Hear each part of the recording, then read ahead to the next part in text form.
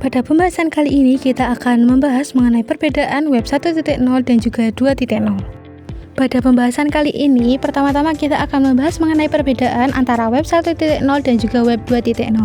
Pada web 1.0 ini sendiri merupakan web yang ditandai oleh situs web statis dengan interaksi yang terbatas. Penggunaan hanya dapat membaca konten tanpa banyak berkesempatan untuk berpartisipasi.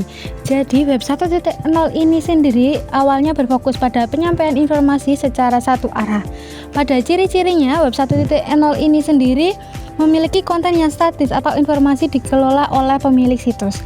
Yang kedua adalah interaksi yang terbatas, pengguna hanya bisa membaca tanpa berkontribusi, contohnya adalah portal berita tradisional ataupun situs perusahaan.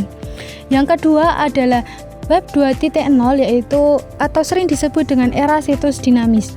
Pada web 2.0 ini sendiri membawa internet menjadi lebih interaktif dan juga kolaboratif.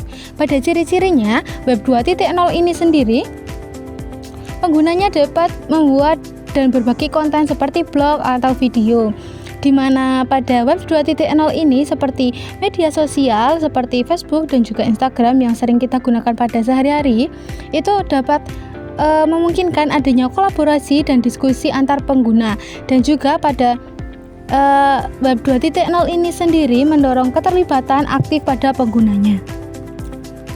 Seperti yang sudah dijelaskan sebelumnya, pada web 1.0 sendiri itu ada situs perusahaan dan juga portal berita, di mana situs perusahaan ini sendiri menyediakan informasi tentang produk dan juga layanan dari perusahaan itu sendiri.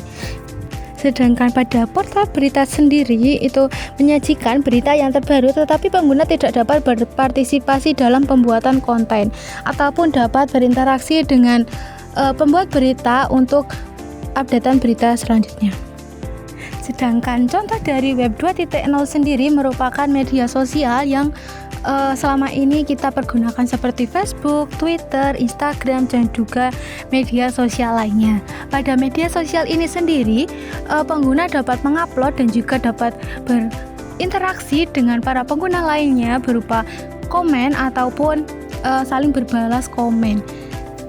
Jadi di dalam web 2.0 ini sendiri meningkatkan adanya kolaborasi antar pengguna di dalam aplikasi itu sendiri. Kemudian dengan adanya perkembangan web 2.0 ini sendiri memberikan banyak manfaat kepada kehidupan sehari-hari. Dengan perkembangan web ini kita dapat berinteraksi secara jauh, baik dimanapun dan juga kapanpun tanpa terbatas ruang dan waktu, dan juga pada perkembangan web ini kita dapat berkenalan secara online